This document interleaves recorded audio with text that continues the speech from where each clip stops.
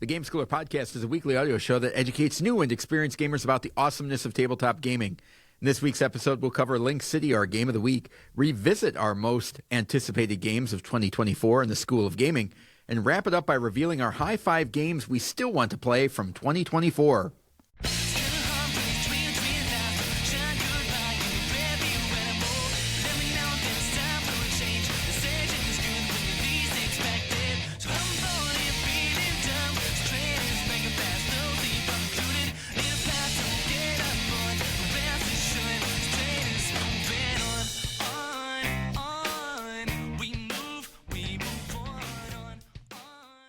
Welcome to the Game Schooler Podcast. I'm your host, Doug Kotecki, along with my co-host, Dr. Michael McCabe. How's it going, Michael? Going great, Doug. How are you? Good. I am fantastic.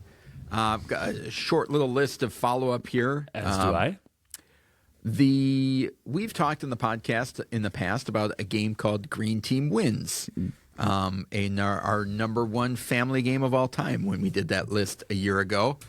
They recently had a Christmas edition expansion come out, which is really cool. But one of the things that popped up on the Discord, which I think a lot of people should know, and certainly the educators that are watching it, because we have talked about that being a great classroom game, is that there are printable player sheets for that on the game's website. Ooh, that's a good tip, Doug. I didn't know that.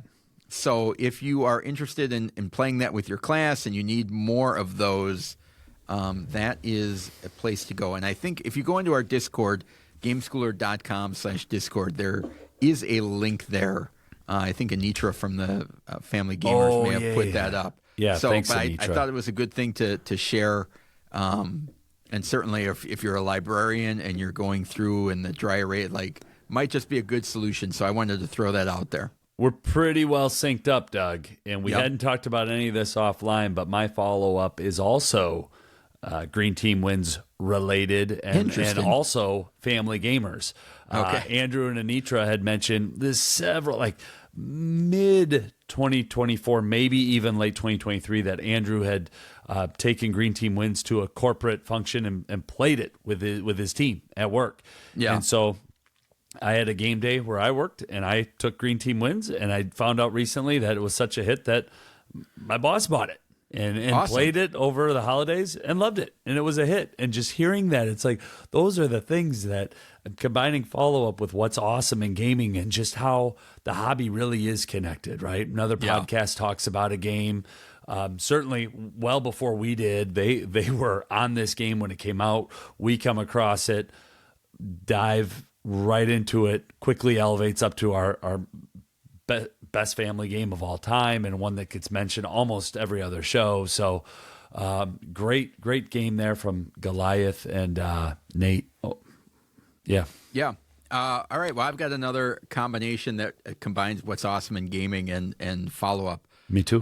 It was awesome hearing about the gifts that everybody received, and they were sharing on the Discord server of stuff that they got over the holidays and big hauls and families that are getting them gifts. I did want to highlight with that two things. One is that if you are ever looking for games to give as gifts, our website has a database of all of the games that we have covered as games of the week. And so if you're looking for just a shorthand of, all right, here's 200 games, good family plug. games that you can look out for. My second follow-up for that is it odd that it has been a really long time since I have gotten a game as a gift? No. You know, it's a weird thing about that where I remember getting games as gifts, and then at a certain point it's like, yeah, we're not even going to attempt to do that anymore. I had a friend who gave me a gift recently, and it was so kind, and I had a hard time telling them that I actually already have this game. But I didn't know what to do. So when I don't know what to do, I always lean on honesty. Even if it's awkward in the moment, that rule has really helped me out as an adult. Oh, when I gave you that gift, I already assumed that you may have gotten it anyway. Did you take it back, or did you? Yeah, no, I took it back. Good. Now I don't feel as bad. I bought it because I was like, if you manage to make it through the holidays without getting this gift, I will give it to you. Yeah. But I knew full well that there was a very good chance that somebody in your family would have gotten it for you. Yeah, I think it's the game that I was kind of designing a few years back. So somebody but did actually it. published. So check that off the list. But yeah, so it's weird not having that as a source of. It is something that people could get me, but then at a certain point, it's like, here, these are the 5 games that I want, and do not get me any other games. Like when you know enough about that. And the one I got you was more of just a fun thing than in earnest. Oh, it was great. It was awesome. Type of thing. No, So, the thought that counts, and it was awesome. So thank you for that. but I mean, I do certainly remember some of the first games that my wife did get me when I got into the hobby, but they're on your Days of Wonder shelf. yes, a lot of them are. That's awesome.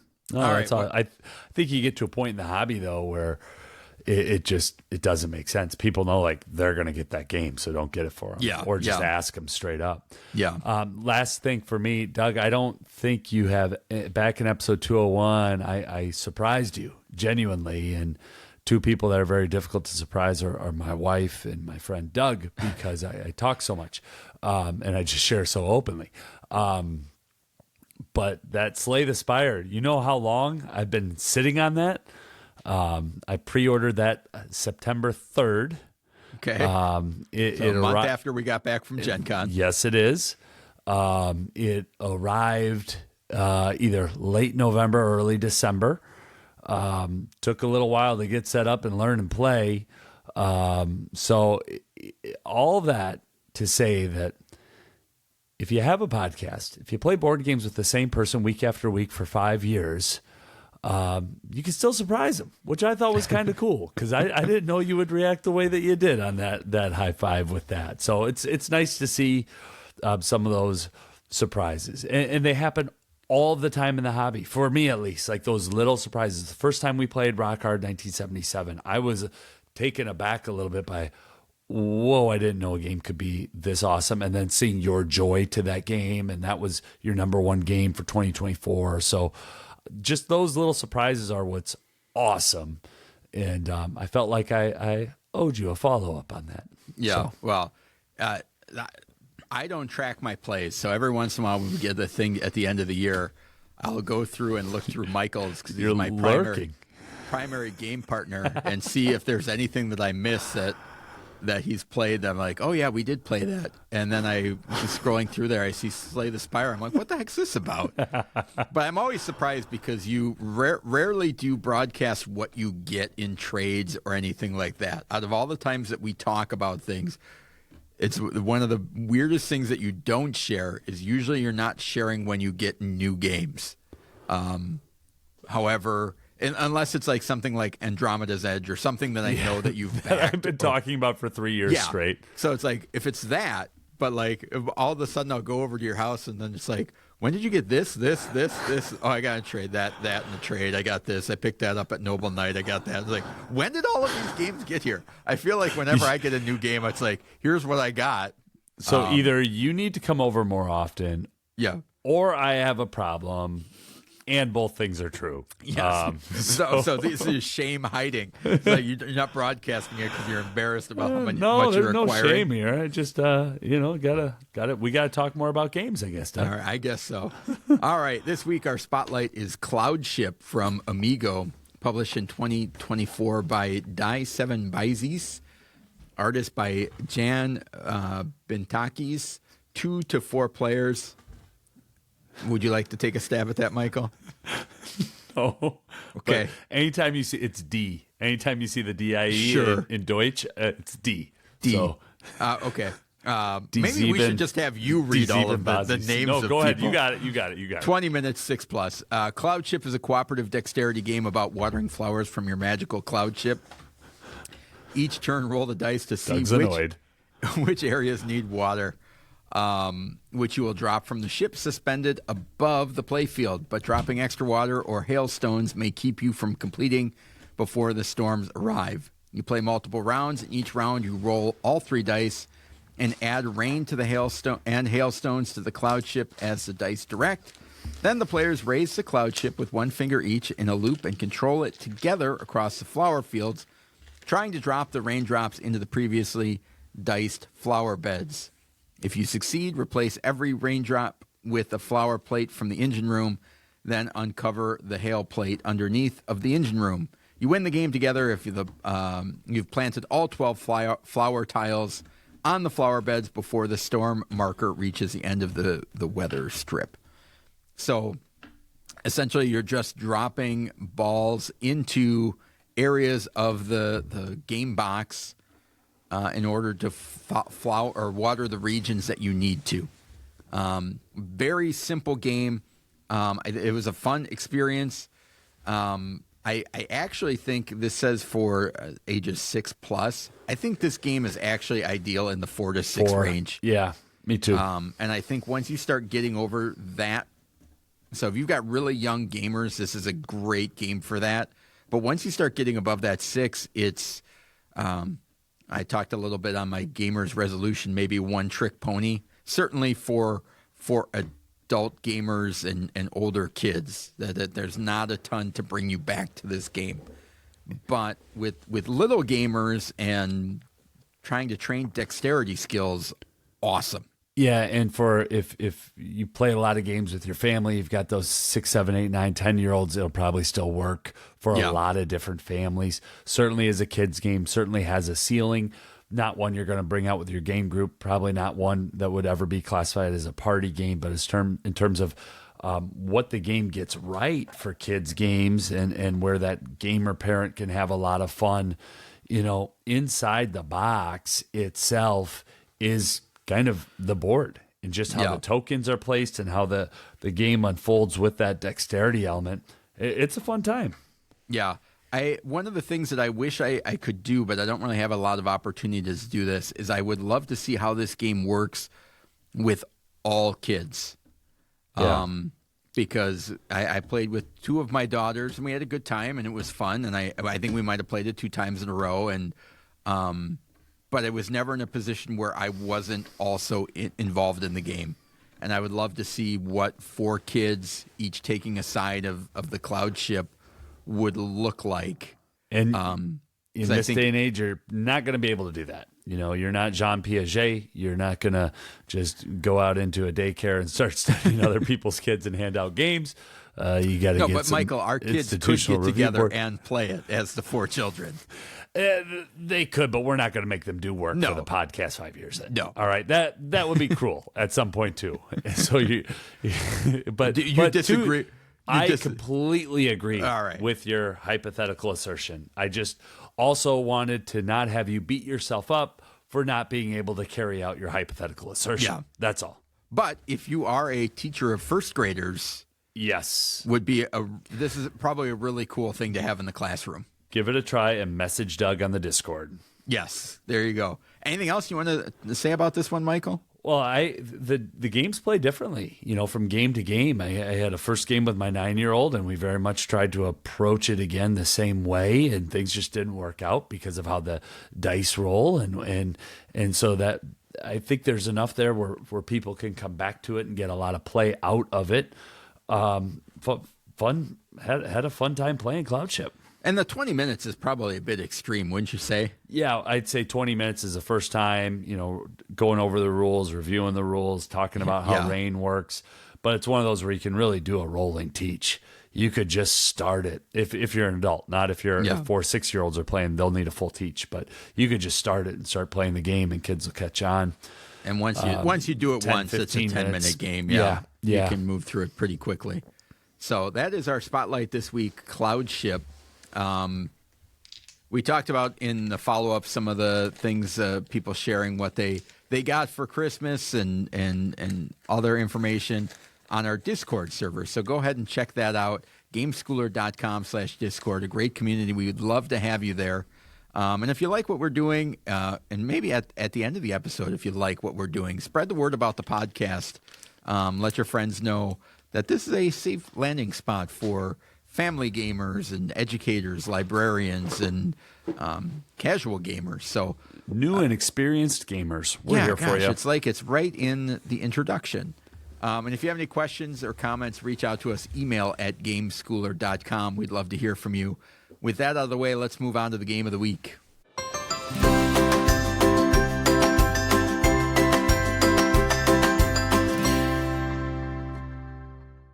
The game of the week. The game of the week is an in-depth look at a family-friendly game we think you should try if you get the chance. This week's game is Link City. Doug, give us the stats. All right, published in 2024 from Blue Orange Game. Michael, you got the designer and artist ready to go? Go look those up. I'll leave that to you this time.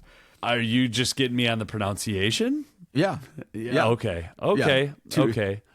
I see what you did there. Go ahead. 2 to 6 players, 30 minutes, ages 8+, and this is going to be a family or a party game. And let me know when you're ready, Michael. Yeah, I'm ready. Ich spreche ein bisschen Deutsch. And so then Doug likes to take advantage of that because I can get 1 or 2 of the German designers right. And then he'll throw me a curveball because I make him look silly and bring out the French and the Czech designers and watch me just stumble on designed by Emilian Akier. Art is by Matteo Klaus and Franz Lejeune. There you go. To our Canadian listeners, I do apologize. There Back you go. to my friend, Doug. That sounded Kodicki. that sounded very professional. I used to call basketball games. I used to think I was pretty good at names. I'd have to read over the roster and Wisconsin and Illinois names. You got those Midwestern names down just fine. Yeah. You I branch nailed out a little bit past the Midwestern United States, and both of us can struggle a little bit. Yeah. Okay. So in this cooperative party game, players create the biggest possible city in 6 rounds, trying to have the most connections between the location tiles to score points. In each round, a different person takes on the role of a mayor. His or her mission, secretly connect 3 nuke locations to the sites marked by the 3 building cones. The twist, the other players then talk together trying to make the same choices as the mayor. Harmony is the only way to validate the mayor's decision and expand the city. Take up the challenge and unlock bonuses and admire your unique city and unusual city. So as the mayor, you're going to draw at the start of the game 3 tiles, city tiles from the bag. You're going to put them behind a little screen, and another player is going to put cones around City Hall and a couple of starting city buildings that get placed out there. And then behind the screen, the mayor is going to attach tiles of where he thinks, for example, the yoga retreat may go in the city. And maybe he thinks that goes next to the orange cone. The fancy spa is going to go next to the yellow. And the bakery is going to go next to the blue thing. And then the blue cone. Then I'm going to take away the privacy screen. And then Michael and everybody else at the table is going to try and figure out where I thought the fancy spa, yoga retreat, and bakery will go. They make their guesses. If we are correct and we match up, then that city or that building is going to go in the spot that it was allocated to. If we make a mistake, that city is going to go diagonally to another building out there, so it's not actually going to make a connection, and it may make it harder in the future. If we happen to get all 3 of them right, we're going to add a white cone, and so we'll be having 4 buildings come out every turn. Each tile is double-sided, so, for example, on the back of the fancy spa is the public toilets. Got to have those in your city. Back of the yoga retreat is a barber shop, and the organic supermarket is on the back of the job center. So a lot of different locations. There's 57 location tiles that are different amenities and businesses. And if you happen to get all of them, all 3 or all 4, you can get bonus location tiles that you can add. So every tile has a half of a tree, and every tree that you connect is a point. So you're trying to get, if you get 50 or more points, you're going to have a Link City. So that's how you play the game. Yeah, it's a... Can you permit me to be just a little bit snarky here, or should I really keep it professional? This, to me, is One, the game classifies itself on Board Game Geek as a party game. Mm-hmm. So either the designers, the publishers, or the Board Game Geekers are doing that. So you need to know that from the start. This is a party game. This is a family level party game. So now that we've established that, if you're playing a family level party game, allow me to ask you one question. Do you like to have fun? I do, yes. Then you'll love Link City. Okay. But I started doing research for this after our last game day on Board Game Geek, and it was one of those where I had to put the phone down, walk away, don't engage with the hobby, go talk to the kids, take the dog for a walk, because some of the comments on Board Game Geek about fun activity could use some added mechanics, could use this, could use that. It's like, wait. This is a party game.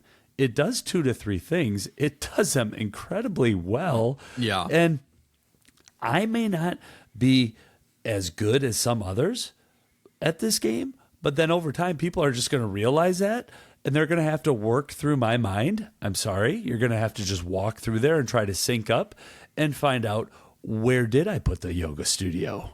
I mean, did I put it on the outskirts of town, or did I put it right next to the what do they call the old people's home? A retirement home? The retirement home. Thank you.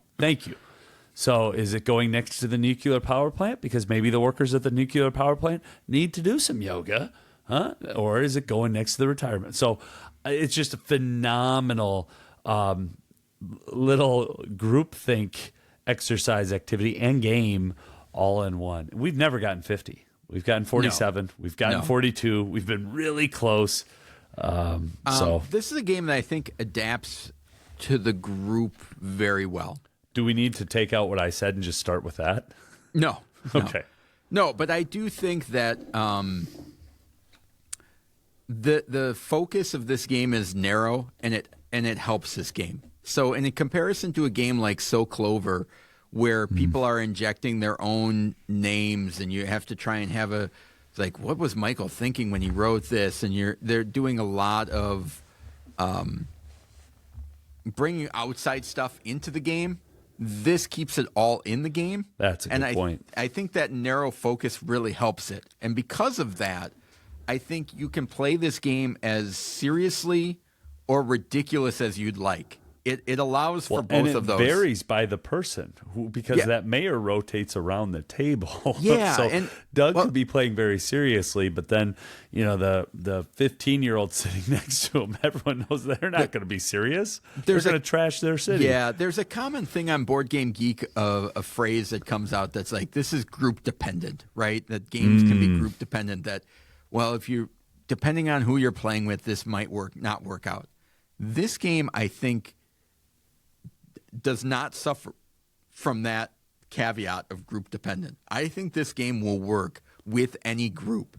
You can have a curmudgeon sitting down next to somebody that really wants to have fun, and it'll work for both of them. Yeah. You're not going to sit down and play this game and it just be flat of if I was playing with a little bit more energetic people. It's it's going to happen through the game. There's no way to kind of avoid it because those funny things and ridiculous things are going to happen, where do I put this alien abduction site? Do I put it next to the retirement home? There's that fine level of silliness that's in this game. Or next to the university. Yeah. Those are the two choices because that's where Doug placed the orange cone and the white cone. So where am I putting this tile? Yes. And so to say that it's a cooperative tile placement game, I think is distilling down what the game is a little too far. Yeah. If you zoom out and say, hey, this is a pretty darn fun party game where we're going to kind of build a city, but we don't know where the other person's going to decide to put places. That's probably a better way to frame it than just say cooperative tile placement party game. Yeah. It's playable with anyone. The rules are super clear after one round. Once one person plays the first round, everybody knows how the game works. I think this is one of those. There's a lot of games where one person is in this case, the mayor or doing something, and then everybody else has to discuss what they were thinking. And this is one of those where I love listening to other people debate what actions you may have taken. And there have been multiple times where I'm the mayor, I made my decision, and then somebody says something while they're debating. Well, you could have put it there for this reason. And I'm like, that's a really good deal, really good idea, and I never thought of that. It's like, oh, yes, of course that's the perfect spot when you use that logic, but I didn't use that logic. But the game is fast enough, and it doesn't take itself seriously, so it's not like one of those games where I think about like The Mind or something where people are discussing is like, oh, God, we got to get this and we're going to fail. Like, that never happens. Like, there's not that tension. No, that's a good point. So it always is fun because of that. I like that. And I think, I wish I could say that I thought of this ahead of time, but it's really as you're speaking now and as I'm looking around thinking of other party games, this fits into, we almost have enough games of the week that are their own category where they're game schooler party games. Yeah. If you look at Just One, Champions, Link City fits into that. Yeah. This is a game that we... Green team wins. Green team wins. Yep. And we could list another, 4 or 5 if we had another few moments and actually did the planning and prep for it. But the story of this game, where we first came across it, both of us, and this was on Doug's anticipation list and want to have for Gen Con 2024, and we were staying around, and Blue Orange was in a real busy spot, and and they're from France, I do believe, and their table was slammed with multiple games. Yeah. And we were just trying to snag a copy, and as any good podcasters do, you might try to get the review copy before you go to your wallet. Not saying that's what we were doing. I just know how we approach Gen Con. And Chris Leader from Calliope Games came over. I think this was on the third day, either Saturday or it might have even been Sunday of Gen Con. And Chris has a voice like I have a voice. He can boom it, right? And he said, that's a really good game. We had fun playing it last night. So when a publisher says that about a game, a publisher and a designer, somebody who is a champion of board games says that about another publisher's game. Yeah. And that other publisher clearly didn't hear him because it's Gen Con and they're slammed. But this is somebody that we've had on our show and we've interviewed. That was all that I needed to hear to be like, okay, I got to check this out and see what it is. And then Doug and I played it at our local convention together. Oh, my goodness. It was just like, whoa, this is awesome. Yeah. Well, we want to play this with our wives. The wallet. Yeah, you did, didn't you? Yeah. So good job, Blue Orange. You got that. But I do feel like we have enough of games that we've talked about where it fits into the category of it's fun, it's family friendly, it's engaging, it's accessible. Yeah. It gets out to the table and gets put away in a reasonable time. And I would add this into that. Is it a kid's game? No, but it works with kids. Is it a family game? Yeah. Yes. Can you play this with your hobby game group? Yes. It just checks a lot of different boxes that some of those other games have as well, whether it's Green Team Wins or Champions or, Just One.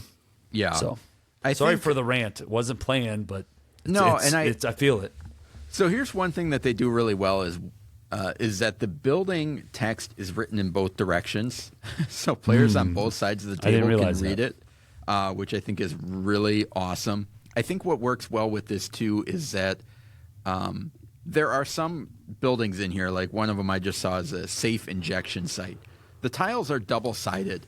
So if you're playing with kids, you can go through the tiles and pick out any ones that you don't want your kids to see or something. And that's not to say that any of these are graphic or terrible, but might be something like, I don't really want to explain to my kid what that is. However, if my kid picks this up, they're also going to go, I have no idea what that is, and flip it over and say, I'm just going to use the bakery side if that's okay, because I know what that is. Donuts? I like donuts.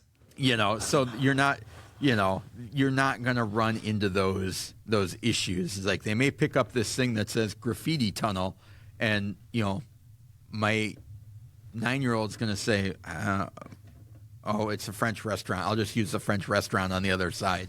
So that flexibility of playing this as strict or as loose as you want to, of we've played games where it's like, oh, draw 3 tiles and then pick whichever side you want. And sometimes you're picking the one that's going to be the most fun. It's like, where's is the tattoo parlor going to have to go next to the retirement home? Because then that's hilarious. And I think it'll have to go next to my retirement home.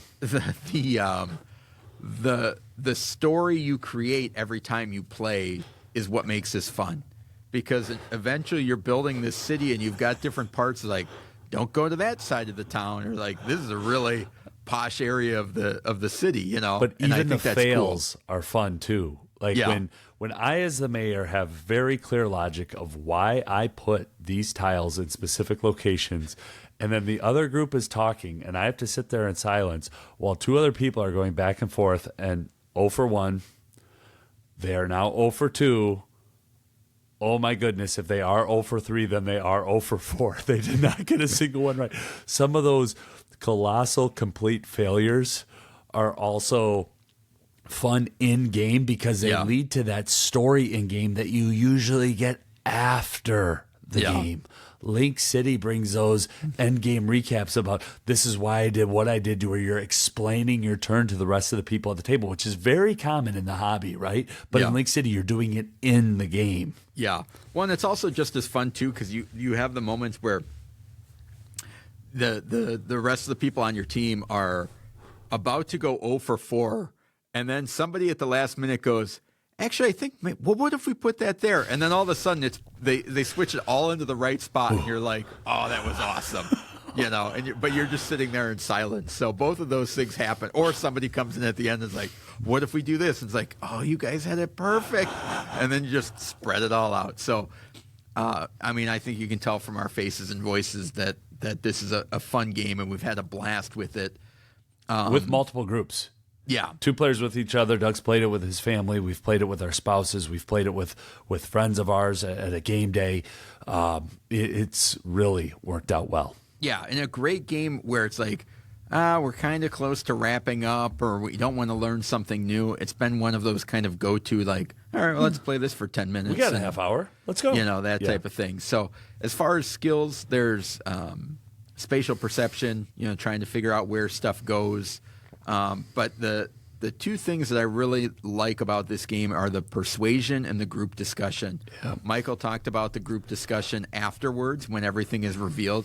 But there is that in-game persuasion while the group that's deciding what the mayor was thinking is debating, well, should that have gone there? Well, what if we put the city pool there? And it's like, no, the city pool has to go here. And that jockeying and persuasion until you kind of come to a consensus and cooperate with each other really shines in this game. And there's not a lot of games that have that, certainly on a family level.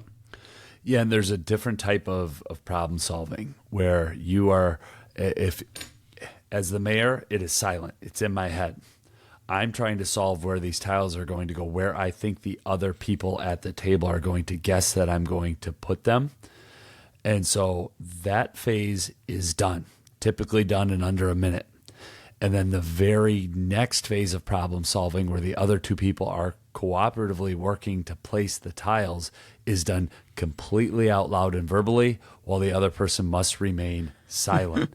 And how all these pieces fit together, it stands out as a very unique game. And so for me, I absolutely had the group discussion and the other skill that I brought, because I knew it was going to be a long time for me to get to a very short skill, but that's problem solving, a game that rewards players for finding solutions to simpler, complex problems. Yeah. Yeah, and certainly the decision making going into to the mayor and then the other group deciding where things should go. So yeah, the only other thing to add to it, I even like how the mistakes, if people don't guess where it goes perfectly, if you got the tile placement wrong, then what the game has you do, you place it down on a corner to corner. Yep. So it's sticking out, and that leads to interesting choices going forward about placing tiles in between 2 that aren't yet connected. Yeah. Which I've had fun doing. Well, yeah, sometimes you can, because with the idea of wanting to connect the trees to get points, if you can connect 2 tiles together, you can get 2 points. But if there's one where there's a gap of 3, can you thread that needle and find a perfect building that'll go in there and get 3 points? 3 points. So pretty cool. Awesome game. And yeah, we'll have to take a look at that kind of game school or party game thing. I like that concept. Oh, good. But this one would definitely be in there, and that is Link City from Blue Orange.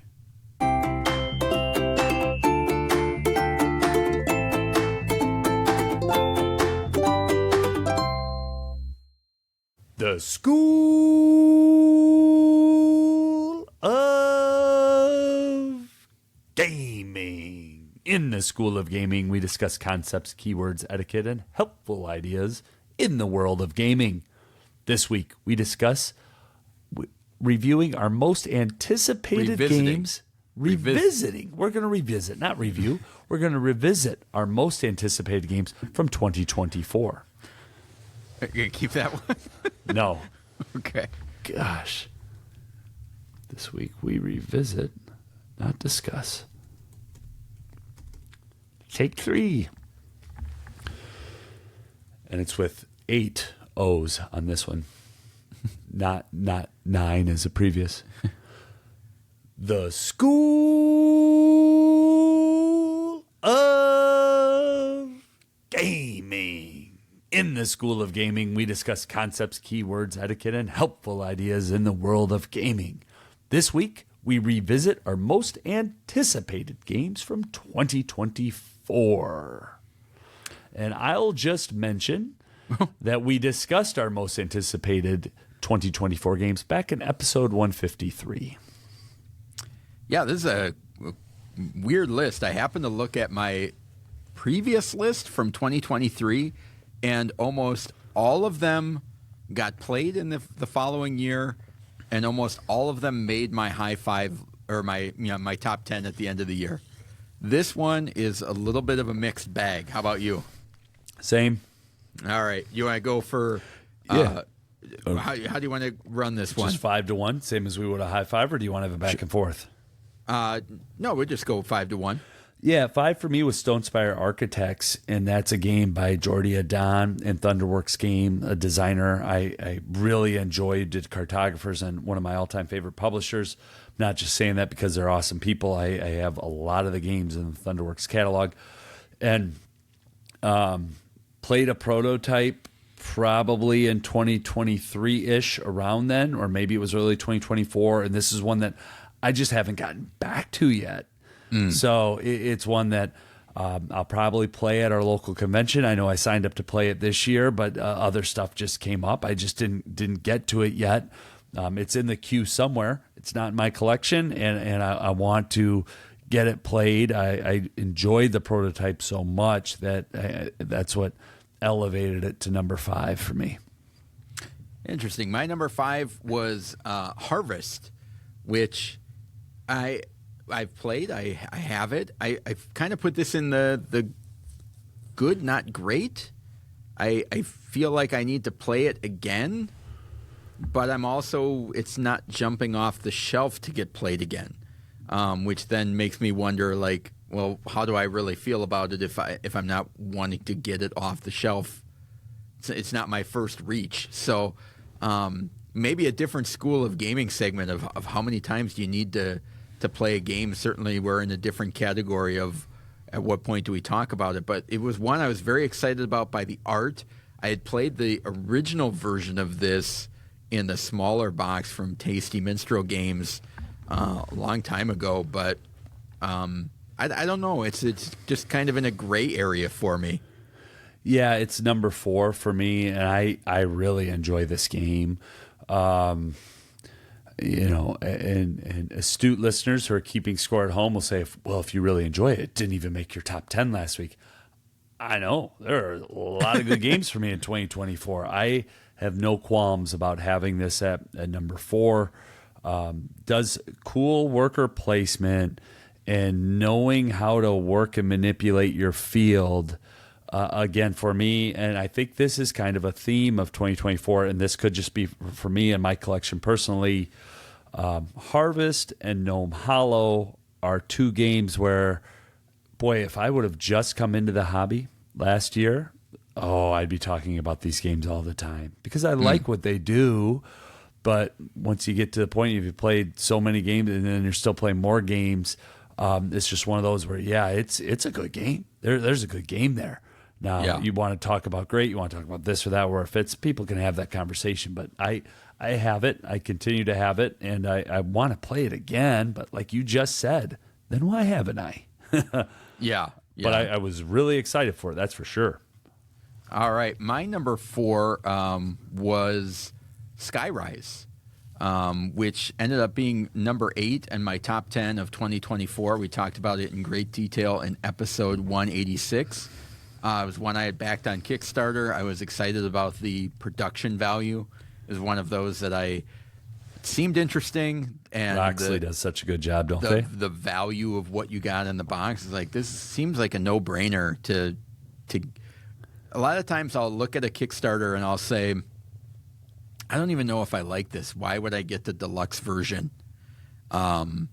This was one where it was like the pricing of it was so minuscule from the regular to the deluxe. It's like, why wouldn't I get the deluxe version? Yeah. So it was a great value on that end, and obviously a game I really liked. It made my top 10 of the year. So that's my number 4, or was my number 4 last year, Skyrise. Yeah, it's interesting. You spotted that one long before me. I'm really glad you did, and it's found its way into my collection and was in my top 10 for 2024. Awesome game. Another game of the week is number 3 for me in our list of most anticipated was Cities, a game designed by Phil Walker Harding and Stephen Finn and published from Devere. One that I had been eyeing up for a long time. It's impressive. Game of the week in episode 184. I was a very early lurker on Board Game Geek and with the publisher for this one. I really like this game. I like the variability. And fun fact, dear listeners, they're coming out with 2, I don't think they're calling them expansions, but almost like these country packs. Maybe they're mini expansions with some additional tiles. They have a North America and a Spain that will be coming out for Cities, so I'm glad that they're going to be making more content of it. We were probably playing a ton of Phil Walker Harding at that point too, right? And Steve Finn. Yeah. I mean, at that point, when I was getting ready and looking forward to hearing that those two had a game coming out together, I really enjoy Cities. I don't anticipate it will ever leave. I can't ever's a long time. And one that we've had a lot of plays with a few different groups. Cool little game, and I don't want to say that I was right because it happens so rarely. But on that one, yeah, I was right. That one kind of matched up. All right. Well, there is something a little bit of pride of being able to anticipate something and have it work out. And this one, in my list is 50-50, but 2 of the games on my list, and my number 3 is one of them, is not yet released yet. Yeah. And that was Marvel Dice Throne's Missions, which may show up on my anticipated games for 2025. And so I'm still looking forward to this. I can't wait to get it. I can't wait to have cooperative one-shot missions for Dice Throne in a universe that I love. How can this not... Not that we're saying we're a big deal, but how did Roxley just not airlift 2 copies for us? Huh? Yeah, how did they think. just not send it to our house? I mean, we talk about them all the time. We got to be helping them out a little bit. Yeah, no, you're right. So TBA, I guess, or TBD, Marvel Dice Throne's Missions. We'll see when it comes out. Oh, the good news, Doug. It's 2025, so I have reloaded vacation. So when it does come out, I know we'll just argue over whose house we're going to be at and whose copy we're going to play through. Get through all 20 missions I guess in one day. It'll be who shows up first. Yeah, yours. You're bribing the post office. Doubt it. Don't give away my tricks. Number 2 for me, we talk about some are hits. Well, this was clearly a miss because it's also not released in 2024, and that's Critter Kitchen. Critter Kitchen is from Cardboard Alchemy, and Peter Vaughn is the developer on it, and I've talked about him on a few different podcasts. The designer is Alex Cutler and Peter C. Hayward, two other designers that have also risen for me in the fact that Peter C. Hayward is a designer of Fiction, a game that I have, and then Alex Cutler is a designer of a whole bunch of different games. But I'm wrong on the one that I thought that he designed, so I apologize for bloviating on that. Anyways, Critter Kitchen is one that I'm really looking forward to getting to the table here, and it's coming in the next month and a half or so, so one that you'll hear about. It also has that Sandra Tang art, same artist as Flamecraft. So there's a lot to that one. And Doug talked about production value with Skyrise, and for me with Critter Kitchen, it's the same thing. I'm very conscious about what I back and where I spend my money on crowdfunding these days. And I was at that point of that one as well. And when I looked at it, I was like, boy, there's a lot of game in the box here. And even if I don't like it, I think I'll get trade value or something back from it. So. Yeah, that was my number one. I'll jump in there, and it's interesting because it's not not yet released. And I don't. Marvel Dice Throne's not yet released, but I'm still excited about that one. Yeah. This one has almost gone too far that I'm like, I'll play it when I get it, but my enthusiasm has dropped off quite a bit. That I don't even know if it would make my list this time around if I did anticipate it for 2025. Now it kind of sometimes those Kickstarters do that. You're excited about it when you back them or when you think they're coming, and then they get 1 year pushed too back. long. And then all of a sudden you're like, maybe I'll like it again. You almost have to get rehyped. And right now I'm kind of out of the loop. I'm like, I vaguely remember what the theming is and how it works. And so we'll see. But as far as my number two, I did pretty good on that one. That's came in at number 2 in my top 10, and that's Let's Go to Japan. We talked about it in great detail in episode 188, and I was just it's kind of hard to believe that I was excited about it and anticipated it then, because I don't remember it being that much of a I was vaguely interested in it. But yeah, you got that one right. Clearly I was excited about it, and it worked and hit in my wheelhouse. So it sits right over my shoulder here on the shelf prominently. Yeah, it's a phenomenal game. Good job on that one, Doug. All right, what's your number one? Has it not been released as well? No, my number one was my number one last week, and that's Andromeda's Edge. Gotcha, so those two things did sync up. The game that I was most excited about was my favorite game of the year for 2024. And as I said last week, designed by a father and son duo of Luke Laurie and Maximus Laurie, developer Peter Vaughn, and Cardboard Alchemy, the publisher. Game just really works well for me, even if it is only a solo-only adventure for me in my house. Just in small-town rural Wisconsin, it's tough to get people over for 3 hours at a chunk and play some of those games. It's one that I loved learning. I loved learning that. Let me try that again. I loved learning that game. And the anticipation and hype don't often match in the hobby, at least for me. Sometimes if I get too hyped, I'll be let down in some ways because my expectations get through the roof, and then I'm expecting perfection. And from the time that box arrived, when I opened it up, to when I looked how everything was in the insert, to when I got it to the table, to when I got through all 3 rule books, when I walked through the playthrough videos, when I picked my faction, and when I started that adventure. And then when I realized how badly I played that first game, and I immediately wanted to redo, but I had to wait till the next weekend because I knew I couldn't play during the week.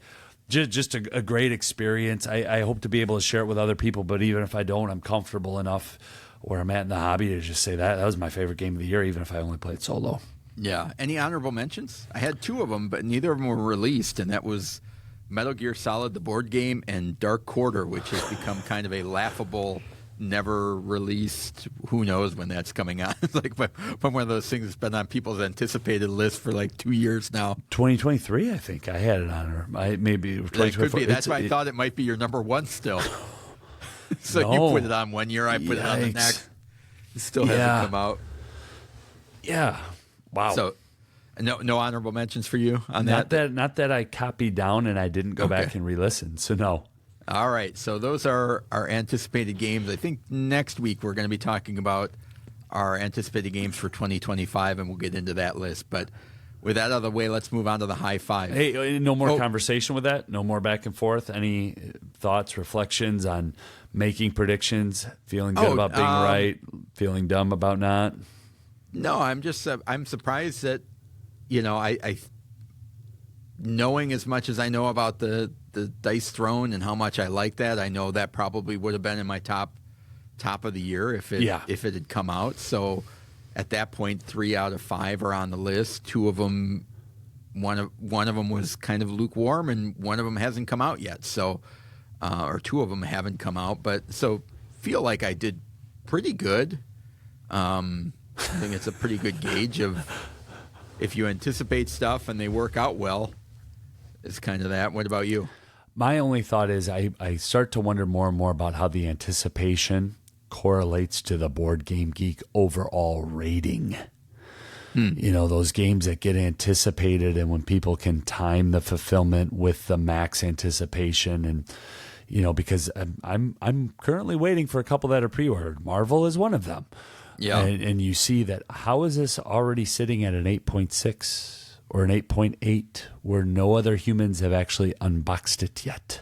Yeah, and so that anticipated actually might have some perception that lasts well past the anticipation for the game. You know what I mean? And so just being kind of somewhat, I don't want to say careful of it, but. Well, I think the other thing, too, that I noticed, like just putting together next week's list of just kind of thinking about it for a little bit, it's kind of a weird time for as good as it is to do at end of the year top 10, the beginning of the year, as far as the game hobby, the hobby space gaming hobby is, it's not really a great time for a whole bunch of hype. So there's not a lot of stuff out there that stuff that's coming out at Gen Con hasn't really been announced very much. Gamma's like the first thing that people will be talking about what's coming out at Origins and Gen Con and Essen. So it's like all of the things that are coming out, a lot of them haven't even been announced yet. Mm-hmm. So it's like a weird time where it's like, seems kind of like a quiet time in the hobby to then be doing, these are the games I'm looking forward to. And it's like, unless they're Kickstarters, a lot of them that may end up on our top 10 at the end of the year haven't been released or announced yet. Yeah. Or announced, I guess, should say. But I think because of that lack of information, at least for me, this is one of the most personal lists that I put together of, why am I looking forward to it? What am I hoping that game will bring? And often it's joy with others. Playing with you, playing with our buddies, playing with my family, and that 2024 having a game that I've only played solo, but it's still my game of the year was kind of there's also just that part of it too. Maybe I'm a real deal full-time weirdo. Yeah, it's interesting because it's like this at the beginning of the year, it doesn't seem like there's a bunch of information to pull from, but then if you were to do it for these are my games I'm anticipating from Origins and Gen Con and PAX and Essen, then you start getting into the hype train. Oh, and we really missed on that. Where'd that game go? So it's kind of weird. It's a weird list that we make, but I enjoy doing it, and I do too. More because of the look back than the actual initial thing, which is the same reason I like when we revisit our high 5 or top 10 from the previous year once we've been able to play a little bit more. So and it's an acknowledgement now that we're here for another year. Yeah, so there's that sense too of, hey, we're still going, we're having fun making a show. All right, so now let's move on to our games from 2024 we still want to catch up on.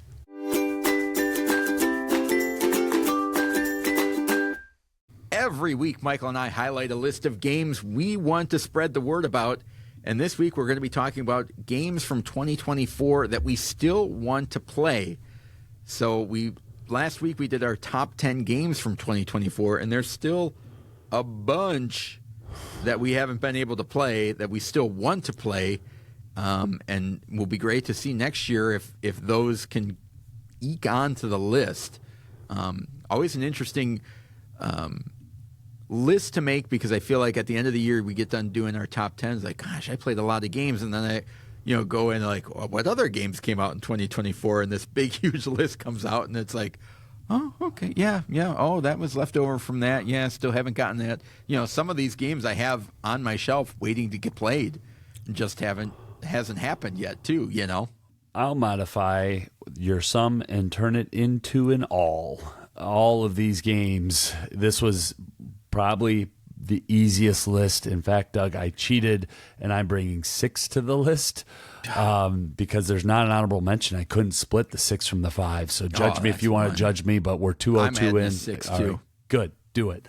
Number 6 for me is a game called Daitoshi, designed by Danny Garcia of World Wonders fame, which was a game of the week for us, and Gen Con darling of 2023. Daitoshi is published by DeVere, and beautiful art by Marina Vidal. And in Daitoshi, you are using the power of Steam to do business and expand your factory in the big city. It is set in a world and a universe that many other games published by DeVere is set in. And I'm not going to try to make things up or get any deeper than that, because, folks, this is the ones that we're still learning to play, all right? And I'm really excited to get this one played. I'll be candid, as I like to be. It's a weight of 3.9. And I've started to get out of the table. I went through the rules, and I said, this one I will learn in the first week of March when basketball season has concluded. Because you're building out your city in a way where the mechanics start to collide. And I don't think this is an apt comparison, but I had a very similar experience with Tealatum from, I should know the designer and the publisher, but Board and Dice. But Daitoshi's a heavy euro is what I'm trying to get at, folks. And I am excited to learn it. But it's going to take me 8 to 10 hours to really dive in and just to plow through that first solo version and then say, Doug, you want to take 2 hours and play this game or not? Should we have Dan come over and he could do the bookkeeping and we could play? And so I don't know if it's going to work for the Game Schooler podcast, but it is a beautiful game. I really like Danny Garcia's other games I've played. I haven't played them all yet, but World Wonders is just one of my absolute favorites. And Daitoshi's one I'm excited about. That's why it's at the 6th spot for me in this high five. Interesting. So, speaking of other games that may not work in the Game Schooler audience, but I am still intrigued by, and this is a game where the Russian version came out in 2023, the English version came out in 2024, and there is a new English version coming out in 2025, and that is a game called Intent to Kill, in which it's for 2 to 4 players, and one player is a serial killer on one side versus detectives on the other side, and things you don't commonly hear on the Game Schooler podcast. No. But this is one of those where it's like I'm very intrigued by the rules, the look of the game. It's just one that you got to kind of find the right group and the right time to play it. But I'm very interested in it. So that's my number 6 add-on one. Awesome. Glad you put that on there because I really want to play that too. So if we get that to the table, put me on either one of those 2 sides and I'll play the game. I'll do the one that fits your personality. I know right where you put me. I wanted to be the detective, but that's not what I was assigned. Number 5 for me is Cascadero, designed by Reiner Knizia, artist Ian O'Toole, and publisher Bitewing Games. Not to be confused with the companion game that came with the crowdfunding. Cascadito. Yeah, thanks, Doug. That was awesome. But Cascadero. Now, folks, I have played a round or two two-handed solo. Okay?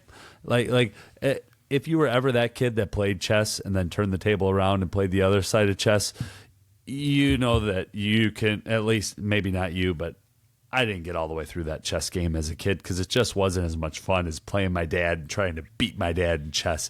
And that's where I'm at with Cascadero. I haven't played with any other humans.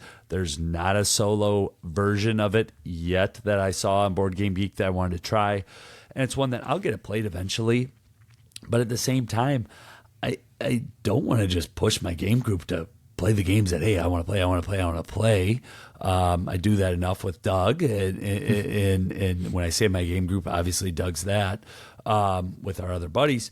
But Cascadero is one that kind of like, okay, I'm going to get this to a local or regional con here at some point, and I think it will be in the year of 2025, and I'm okay with that. If it takes a year or two, but it could sit on the shelf till it gets played.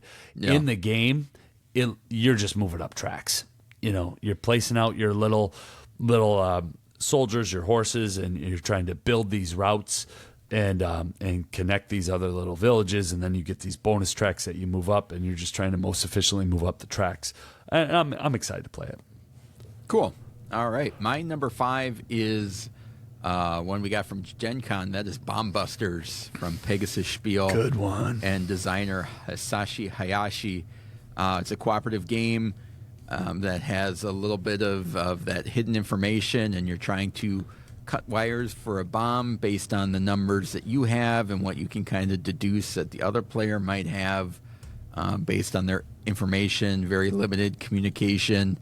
And from what I gather, there's a lot of game in the box and the way that it kind of escalates as you go. So interested in trying that. I'm not sure if, I'm curious to see where this will fit on the, like in comparison to something like The Gang, as far as that cooperative hidden information type of thing. But I'm certainly looking forward to trying it, and that is Bomb Busters, my number 5. Awesome. You could sign me up for that one too if you'd like. I'll gladly play. All right. Not to sound desperate, but just know that one I'm very interested in, but I'm also wondering if I don't destroy it because my color blindness. Well, we'll stick to just the red wires. Red wires. Okay. I trust your judgment there. Number 4 for me is Undaunted 2200 Callisto. It is in the Undaunted series, sci-fi game that plays 1 to 4 players. So where I'm excited about this one is that I'm going to be able to do some of the solo adventures all by myself to see if it works well for me, and if I can get it up and running with others. I think there's some potential to do that, and even if not, I'm still excited to play it. I have it in the shrink and the shelf behind me. Another game Michael acquired that I wasn't aware of. Yeah. Oh, I told you about that one. That one's on you. You just weren't listening very closely. I pre-ordered that on Game Nerds, and it sat for like 8 months, Doug. Like when Game Nerds had it down at their $50 some odd, whatever they do, I'm like, this is an $85 game. No, it was after. It was after. This thing didn't come out. This thing did not arrive at my house till like October, November-ish. This thing arrived right when Andromeda's Edge did, around there. But and you had pre-ordered it all the way in. Oh, all the way back. That Game Nerds pre-order price was we ridiculous. Walked around the entire Gen Con hall. You didn't even know that you had it on pre-order. I don't know if I did at that time. I might have forgotten about it by then. You know how the world works. If I pre-ordered in March and we're at Gen Con in July, I might have pre-ordered. I don't know. Yeah. But anywho. Michael's rules of game acquisition. Hard to follow. As I was saying with my number 4 on my list, Undaunted is a series that I have 2 of the games. I've actually had another game and traded out. I haven't explored the system at all. I have Undaunted Stalingrad, but it's new and shrink. But that's a 2-player only, campaign battle game. I just don't, So I'm excited to get into Undaunted 2200 Callisto, which I acquired from GameNerds.com for all humans that are listening on a fabulous pre-order, which I don't regret at all, by the way. Some of these times I'd feel like there'd be some guilt or some shame. No, I'm feeling good about this one. Good. All right. My number 4, I believe it came out and has quickly gone out of stock, and that is Tales of the Arthurian Knights from WizKids Eric Goldberg and Andrew Parks. I've always been intrigued by the Tales of the Arabian Nights, which this is based off of, but have always gotten the impression that it's like pretty loosey-goosey and not much of a game, and it sounds from what I can read on Tales of the Arthurian Knights, they've cleaned a lot of that stuff up and made it a lot more cohesive and game-like and storytelling and things like that. So throw in a storytelling, a theme, and an adventure, and I'm all in. So that's my number 4, Tales of Arthurian Knights. Awesome. My number 3 is Arcs. Probably one of the most hyped and hottest games of 2024. Designer Cole Worley, artist Kyle Farron, and Leader Games. And I've got all of Arcs. And so I don't want to go through it solo the first time. I just want to experience the base game and see how it is, because I don't want to crack open the other stuff if it's not going to work. I want to get that out to somebody else's house so that it does work for them. But this is one that when you talk about taking some the same people that designed and did Root and then adding trick taking, and you have to call out your trick for one whole turn to get the point. My goodness, there are so many things with that where I know my brother-in-law and my nephews, I could see us having a blast in a 2-hour 4-player game of this. The challenge with that is just going to be when to learn it. Based on even the other games that I've talked about, Daitoshi, when I say it's going to take me 8 to 10 hours to learn, that's not an exaggeration. It might be more than that just to get through a game. And could be very similar with Undaunted 2200 Callisto to get through a game, and then you add on Arcs. But this one I'm so really excited about. But frankly, I'll be honest, I don't know if I get it played in 2025, which is kind of a sad thing to say. But if I am being very honest and reflecting, boy, I hope I do. But we'll see. I'm excited to get into that one, though. Yeah. All right. Mine. I just laugh at that one when the expansion, the Board Game Geek weight for the original or the base game is 3.41, and then the expansion is 4.49 out of 5. It was like double the price, isn't it? The expansion is like double the price of the base game. Yeah, the expansion, and even yes. So Root and Leader Games have their own community within the hobby, right? Oh, sure, but for sure. Even the Root folks and the expert, and I love Root, they will say, just start with Arcs before you get into the Blighted Reach. Yeah, and even just the name of that, right? The name of the expansion, the Blighted Reach. Like, you don't really need all this, but if you like it, but that's one that if I like it, people are going to hear me talking about a lot. So I'll apologize to Doug. I'll apologize to our listeners, but trick taking is I love it, and I'm excited to see Arcs. Yeah, I've heard some people say that that's not as big of a. It's not as prominent in the game as they kind of made it sound originally. So, be interesting to hear follow up on that as we journey through it. We saw a demo of it in May at a trade show, and I wasn't. My eyes glazed over, and I passed out. I was drawn to that table, and right away the folks at Leader Games were like, "Did you back it?" You're gonna have to wait another 6 months. I'm like, oh, like they were so direct. Did you back it? Do you have access to it? No. It's gonna be a while. Oh. All right, my number 3 is Middle Ages from Studio H and Marc Andre. It is one that I feel like seems like it would be up my alley. I don't know a ton about it. I think some folks on the Discord have played it and seem to enjoy it, but it's been one that's kind of been on my radar for a while. And I have that one, Doug. So if you want to play it. I knew you. I did know that. I think I knew you acquired that one. I will run all my acquisitions. Do you want me to tell you before I buy them, or immediately when I get them, or when they arrive at my house? No, I don't want to micromanage you. I just need to know. No, you just afterwards. Let me know. I don't want to hurt your feelings. That you got that one on the big sale, right? With Nidavellir. Hachette with Nidavellir chips. All right, so that's my number 3, Middle Ages. We'll play that whenever you want. Okay. Number 2 for me is from this designer that we had on an episode, I believe 189. We interviewed. Can we call him Reiner, or is he still Dr. Knizia? What do you think? Yes. You may know him better.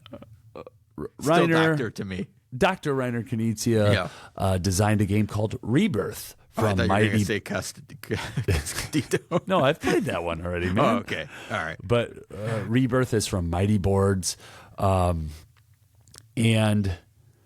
a lot of folks, a lot of the Knizia files just right away chalk it up as and categorize it as a tile placement. This is in his tile placement. And I really think this looks more like Sunrise Lane. I haven't done a two-handed solo, but I've unboxed it. I've read the rules. It's next up on the table for me after the number one on my list. These are kind of in order that I'm going to go through them on my game table, I hope, hypothetically, theoretically, and learn them. But Rebirth looks a lot like Sunrise Lane to me, which was the game of the week for us, published by Horrible Guild, where you are taking one of two actions, and that's going to really, trigger out your turn and hopefully create some nice combos for you. So I love the simplifying of the choice. This is your choice. This is what you get to do. This one or that one. And then on your next turn, you're thinking about your choice while other people are taking their turn. So probably a crude little overview of Rebirth, because I do think I'll be talking about it more throughout the year. But I like it. There were some issues with the delivery on it. And so it's gotten beat up on Board Game Geek a little bit because the tiles, there was some misalignment on the printing. And when you have a crowdfunding project in late 2024 and some of the tiles aren't printed on the cardboard properly, that people can get angry and upset. But yeah, Mighty Boards has done Art Society and Hamlet, and Art Society's a big hit. I love it, and I'm just curious where Rebirth will sit. I'm excited to learn more about that one. Yeah, I wouldn't mind playing that one. It kind of looks like a cross between Sunrise Lane and Blue Lagoon. Yeah, that's good. But it has the two sides of the board with Ireland and Scotland. So we'll see. All right, my number 2 is from Czech Games Edition and Matus Kotri, which is Little Alchemists. It's one that I have on my short list of I've got to get that to the table. And yes, you do. That's just a time What's wrong with constraint you? because I want to get that with my kids and family, and just seems hard to get it to the table. So hopefully we'll get it there this year. So that's my number 2. It's a streamlined version of Alchemist, which has always seemed a bit daunting for me. And this seems to ramp up the mechanisms. And I've always wanted to have a little bit of a deduction game with my kids that challenges them and gets them thinking logically. And hopefully that'll be the good family version of that. So I'm looking forward to it. That's my number 2, Little Alchemists. Bold prediction. That will be a game of the week before Gen Con 2025. Bold prediction. Bold. Knowing our behaviors and our patterns, guilt will overwhelm you at some point. And as we start to plan and plot our way and hopefully get ready for Gen Con, you'll be like, how have I not played this yet? And you'll just dive in and get it played. All right. I like that bold prediction. I think it's going to be a good game. That was on my honorable mention. Number 1 for me, Doug, here's what I'd like you to do.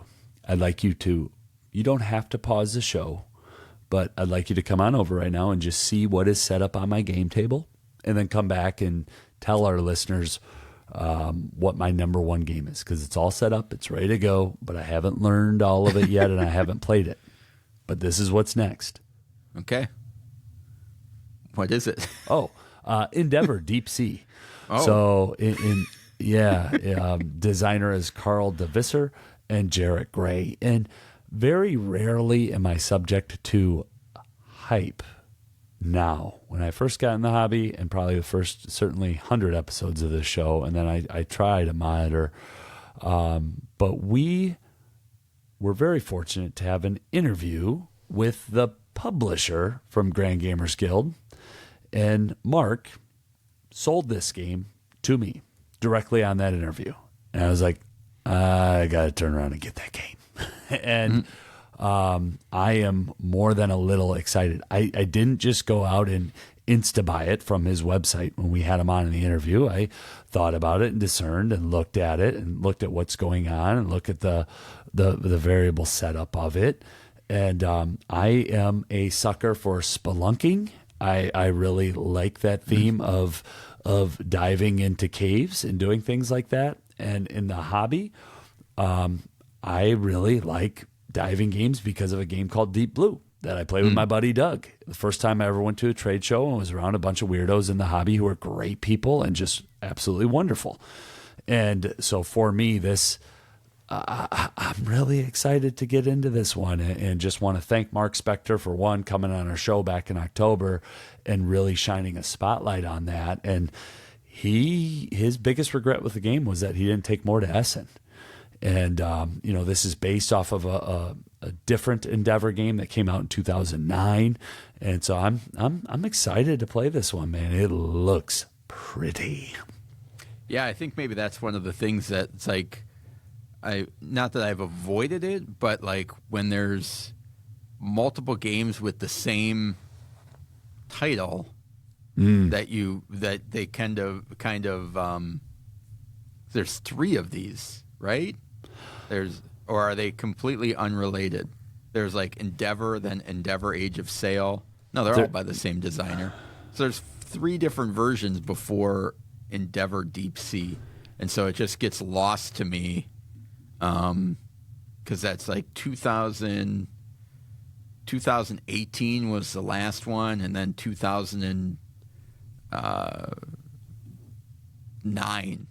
And I haven't played those, and I won't. So you're right. I mean, I'm on Board Game Geek when you're on it. You're doing your research. It's good. When I unboxed it, came in like a grocery bag. No, you know what I mean? Yeah, I'm not saying anything that there's anything wrong with the game. It's one of those things where it's like if you've been in the hobby long enough and stuff pops up, and then it's like, did I may have probably looked at that. Did I already play this? How did I miss this? What is this? Yeah, or I looked at it in 2009 and was like, not for me, but it could be it's a completely different game. But it's like it has the same name. It's like, oh yeah, that was too heavy or whatever, So I'm curious about it just based on that's like my own dismissive stuff that is wrong on my end. But no, and this is one where when somebody's giving you the sale, but you kind of enjoy that you're getting the sale. And you're like, oh, okay, I'm with you on this. Yeah, no, and then I took some time off it, exhaled, and then looked at it and like, no, I not only for the podcast, I think I kind of want to play this game. Sure. So that's one that I was really happy to know that Mark Spector himself was boxing it up and sending it to us here in Edgerton, Wisconsin, because when he said he does that with every sale, I kind of felt kind of good about it. Yeah, I just went and instantly backed all the holiday hijinks after we talked to him. So. Did you? Is that what you? Yeah. Good. Yeah. Thank you for disclosing that purchase to me, Doug. So that's good. So we both were sold. So yeah, and then the only other thing I want to say, we got to get Artemis Project played again. So yeah, I'll leave it on that. All right, so that was your number 1? That is, it's on the table right now, and I don't know if it'll be this weekend or next weekend, but I'm gonna get into that. My number 1 is a small little card game called Castle Combo, which has delighted people and seems to be catching some steam, and it's from Catch Up Games. That's Catch Up, not Ketchup, the condiment, from Gregory Gerard and Matteo Marcel, I don't know. But it seems like it's a little bit of combining some of the things that I like about like Fantasy Realms and the Marvel Remix, where they're point combo cards, and you're basically putting cards in a 9x9 grid, acquiring cards, getting more money, and putting them all together in your 9x9 castle and see how they score out. So it seems to be one that I think would fit personally, family, and game schooler wise, which is why I'm interested to get that one to the table. So that's my number 1, Castle Combo. Awesome. It's the first I've heard of that one. Looking forward to playing that. And my honorable mentions are Hi-Fi. After my slew of music games in 2024, I'd like to round it off with that. I'm intrigued by Minos Dawn of the Bronze Age. Yeah, Stan Krodonsky's. Yep, and then Reef Project, so some heavier ones for me. Yeah, I just had one honorable mention, and that's A Jest of Robin Hood. 2-player war game. Counterinsurgency, a coin game light, counterinsurgency, whatever the rest of that acronym stands for. I played a war game at a regional convention, and I got this one in a trade, and I am really excited to see if it works, but it might not actually get played because it kind of falls into that Undaunted Stalingrad category too. Those 2-player heavier war games. Like, if what's changed, dear listeners who've been with us from the start, I'm not going to pressure Doug to play a game that's more than 90 minutes. Like, our time is our greatest resource, and if I don't think it's going to work for Doug, I'm not going to try to guilt him or say, hey, would you or can we? No, so I've got to figure out that one. But Robin Hood, I am a sucker for that theme. Kevin Costner, Morgan Freeman, the Scary Witch Lady. That's my youth right there. Any Robin Hood game, you got me. So A Jest of Robin Hood from GMT Games was actually the first GMT games to come into my house here. So, late Alan Rickman. Yes. So, all right. Well, love to hear. What was your honorable mention? High Five, Minos. Okay. Reef Project, yeah. I really wish you'd listen while I talk. I was trying. Sorry. That's going to do it for us this week. We'd love to hear what games from 2024 you still want to play. Let us know on the Discord, gameschooler.com/Discord. Subscribe to the podcast if you haven't already. Boy, what are you hunting around every week to try and find this they're podcast? Subscribing. Subscribe already. Follow us on X at GameSchoolerU. Next week, we're going to be talking about Rock Hard 1977, balancing fun and winning, and talking about our most anticipated games for 2025. So we'll look forward to that. Thank you so much for spending the last hour or so with us. We truly appreciate it. Now get out there and keep gaming.